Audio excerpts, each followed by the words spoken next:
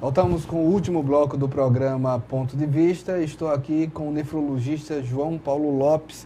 Nós temos falado de uma série de assuntos e a gente até deixa o telefone para mais explicações e possíveis consultas.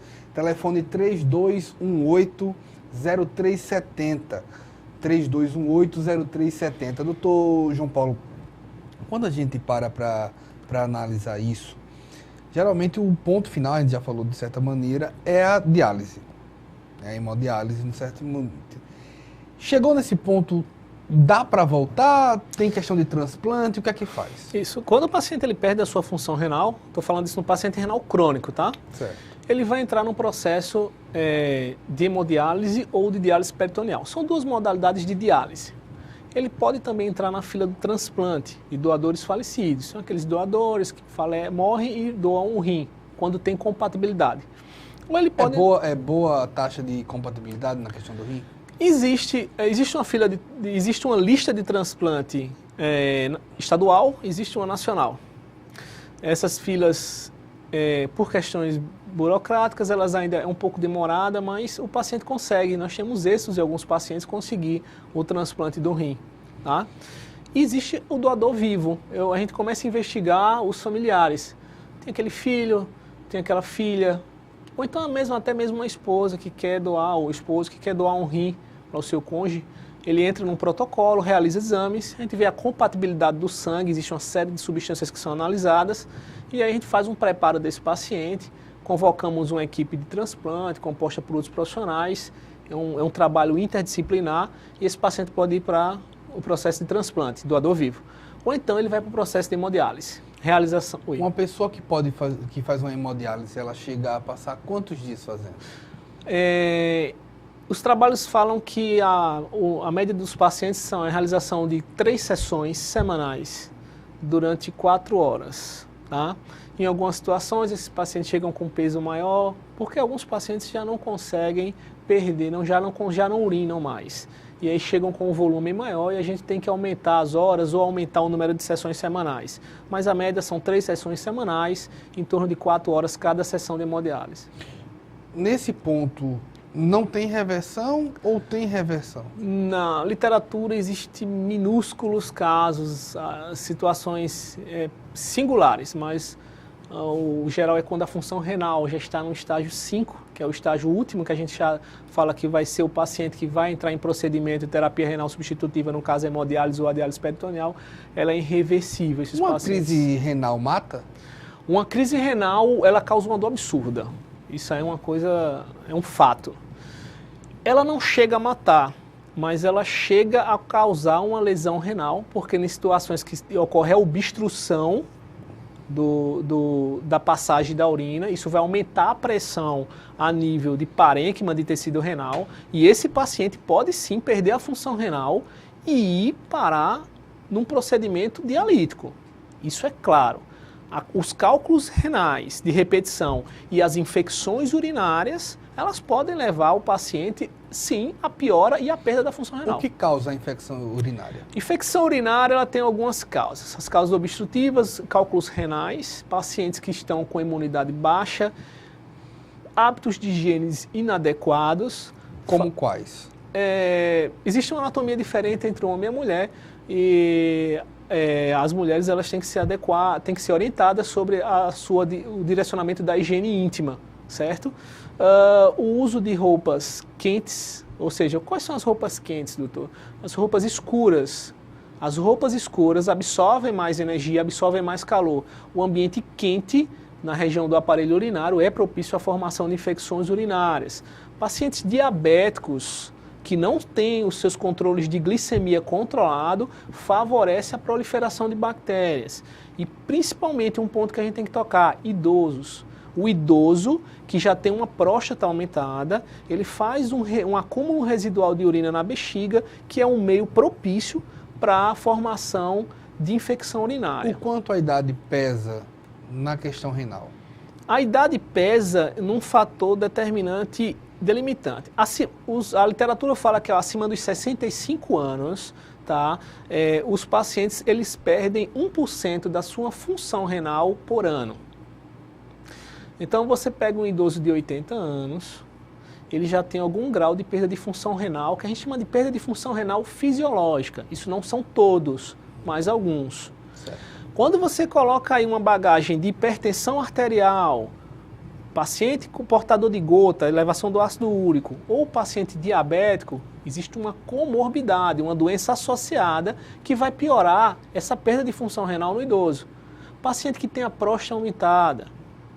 Então, assim, a ida ao médico, o que eu oriento é a ida ao profissional médico é, sim, na sua situação preventiva. Porque a gente não pode ficar na situação de remediar o paciente. O check-up anual, a visita ao médico de forma preventiva, ao urologista, que é o profissional que trata da próstata, ao nefrologista, ao cardiologista, ou ao seu clínico mesmo. Você às vezes não tem tanta acessibilidade ao clínico do posto. Na procura, na realização de alguns exames, avaliação da sua pressão arterial, nós temos trabalhos que em 15% dos pacientes que chegaram ao consultório descobriram hipertensão ao chegar no consultório, sem sintoma algum. Então isso é uma situação grave. E nas classes sociais menos favorecidas, em que o acesso médico é mais dificultado, nós temos números maiores aí. Câncer na parte renal é comum?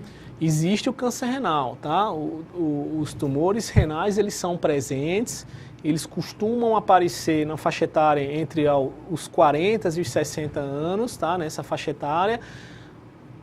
E qual é o sintoma? Um dos sintomas, a dor lombar. A dor na região das costas é uma das causas.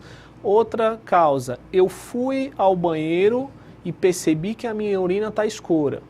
E fisiologicamente, eu digo isso graças a Deus, fisiologicamente, 1 ml de sangue consegue modificar a cor de 1 litro de urina.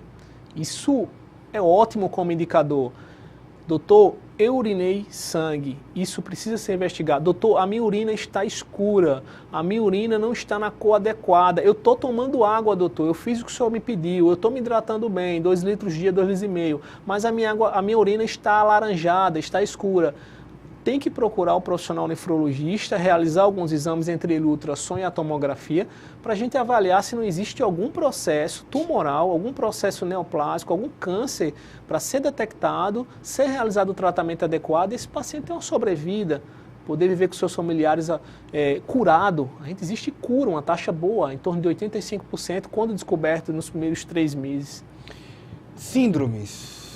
Existem síndromes nefríticas, né? Existem. Né? Síndromes renais existem, são composições de sintomas que fazem que a gente não tem uma etiologia, mas a gente tem um nome. Eu tenho uma que é a síndrome de Alport. É uma doença que o paciente tem surdez, algum grau de retardo mental e piora da função renal com liberação de proteína pela urina. Esse é um exemplo que eu me lembro agora. Eu tenho as síndromes nefríticas. Aquele paciente, aquela criança que tem muito problema de garganta, muita infecção, muita inflamação de garganta, essa criança pode desenvolver um edema generalizado, um aumento da pressão arterial e uma diminuição da quantidade de urina que a mãe observa. E ela tem que ser levada à emergência para ser diagnosticada e ser realizado o tratamento adequado. Existem diversas. O lúpus, que é uma doença que acomete muitas mulheres em 2 faixas etárias específicas, aos 15 e aos 35 anos, 40 anos, o lúpus tem a sua composição na nefrite lúpica como uma etiologia, uma causa de doença renal crônica, inclusive dialítica, se não tratada e diagnosticada. Os pacientes cardiopatas, a insuficiência cardíaca congestiva, aquele paciente cardiopata, ele precisa ser acompanhado pelo médico nefrologista porque o coração é interligado ao rim pelos vasos e uma diminuição de pressão, um não funcionamento adequado do coração causa uma lesão renal. Outro assunto nesse sentido, você falou no primeiro bloco de chikungunya. Por que tem essa relação? As doenças na nova geração que a gente está vendo à tona, doenças que estão relacionadas a situações de climas úmidos, como as arboviroses, a zika, chikungunya e a dengue, são doenças que causam uma instabilidade hemodinâmica muito grande. E essa instabilidade, a diminuição da pressão arterial nas situações mais graves, os vasos aumentam, vasodilatam e causam lesões renais, cardíacas e cerebrais importantes. Então nós temos pacientes hoje com dengue, por isso que está todas essas campanhas, porque não é só a dor no corpo como a gente conhece, é a dor no corpo com piora da função renal, piora da função do coração, função cardíaca. Esses pacientes vão para a UTI, nós estamos tendo óbitos, as pessoas estão morrendo por causa dessas doenças e todo o cuidado preventivo para não proliferação do mosquito, ela tem que ser muito maior. A gente está numa situação de epidemia grave e as pessoas estão morrendo em todas as faixas etárias, mas principalmente na criança e no idoso. Para onde estão se direcionando as pesquisas na parte de nefrologia? A nefrologia hoje pesquisa muito em órgãos artificiais, tá? Alguns países estão, através das células-tronco, estão produzindo os arcabouços, estruturas semelhantes ao rim natural, que tem a sua função, que promovam a função de filtração, e estão feitos estudos para, no futuro próximo, a gente ter transplantes de órgãos artificiais. Isso é uma das medidas. O outro é a terapia gênica, estudar os pacientes antes que eles que eles tenham doença renal crônica, pacientes com predisposição. Mas o que nós temos de arsenal terapêutico hoje, a nível de Brasil pelo menos, é a prevenção. Os estudos falam muito que tratando diabetes, combatendo a hipertensão e doenças que estão relacionadas com risco cardiovascular, consequentemente esse paciente vai ter uma menor predisposição à doença renal. Uma boa alimentação, com certeza. Exercício físico e não exagerar na bebida. Exatamente. Pois bem, doutor João Paulo Lopes, nefrologista, quero agradecer, doutor, por todas as orientações, deixar a TV Assembleia à disposição para futuros esclarecimentos. Muito obrigado. Eu gostaria de agradecer na pessoa da sua pessoa, na pessoa da produção, o convite e estamos à disposição. Tá, ok, nós agradecemos também a você pela audiência.